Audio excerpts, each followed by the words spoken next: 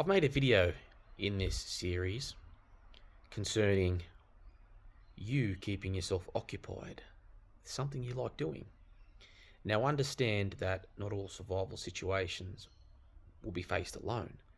So it's not always going to be a matter of you being able to draw, like I gave you an example of, or take up some hobby or use phone applications to keep you occupied and for you to keep sane and happy.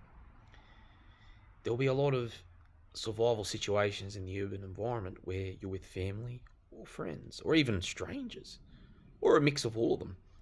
And in such situations, you need to have not group therapy, but group enjoyment. So that video I made where I was drawing and showed you what I do in my downtime to keep mentally healthy and engaged, to have something to look forward to and like, that's the same principle as what I'm showing you in this video, except in a group. The difference is it's a bit odd for people to start, drawing together or engaging in electronics hobby together, and also keep in mind that a lot of people have different academic or mind wants and inclinations. Generally speaking, physical activity, exactly that. A physical activity is something everybody usually appreciates or levels with, as opposed to academic activities or activities that engage creativity and hand and paper. So in a group situation, it's a better idea to get that group enjoyment, which is what I labeled, which is to some degree what I label group therapy. It's necessary to get that group enjoyment out of a physical activity. Now, I'm giving you an example here. Some random backyard in Sydney, as I notoriously do on my days. Once I scope that there's nothing in a house and it's vacant. Absolutely nothing here. It takes a lot of research and looking about. But anyway, it's another story for another day. So I'm here. There's a pool. And if this was a blown out urban survival situation, let's just say it was post-nuclear apocalypse and I had Gary, Barry, Larry, Harry right next to me, then Gary, Barry, Larry and Harry and I, or Gary, Barry, Harry, Larry and I, could then play a game of water polo. We could rig a net using anything. We could turn that barbecue fucking thing, whatever that is, into a net. Hang it there. We could roll up some, we could grab a whole bunch of bush stuff, take apart this pillow, scrunch it in here, turn this into a ball and hit that in the pool. And that would keep us occupied for about half an hour to an hour. Okay, that's a group activity, and you've got to do that in an urban survival situation. When it's not just yourself, when it's a group, the rule, you don't do any of that stuff unless the 4 survival essentials are met. If the 4 survival essentials aren't met, that being fire, shelter/fire, signaling, water and food, and they are not guaranteed for at least a week minimum, if not 2, then you shouldn't be engaging group therapy. You should be procuring survival needs, those essential items. You should be ensuring they will be mainstayed for X time. Playing water polo or enjoying group therapy, or which is what I call it, I should say group enjoyment, is just not an option or not priority. That's the better way of putting it. Not priority when you've got survival essentials to meet and mainstay for at least a week minimum. But when you've got that under control, then you can invent games, and you should. So I'm just looking here. I'm imagining Gary, Barry, Larry and Harry next to me, and there's a pool.